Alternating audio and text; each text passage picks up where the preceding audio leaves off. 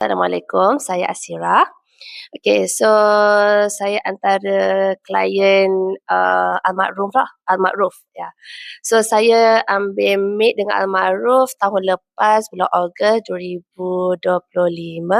Okay, so sekarang maid saya dah bekerja dengan saya selama 7 bulan. Okay, so Alhamdulillah my maid okay. So Almarhum dia bagi semua spek maid yang I nak lah. So apa requirement maid semua so far dia tepatilah semua maid yang dia bagi kat I. And then servis Almarhum pun okay, cepat. So apa yang I bagi dah hari ni, esok dia dah settlekan. I tanya hari ni, esok pun dia settlekan. So far servis Almarhum okay lah. So I recommend you guys ambil dengan Almarhum. Okay. Alright, thank you. Saya rasa yang saya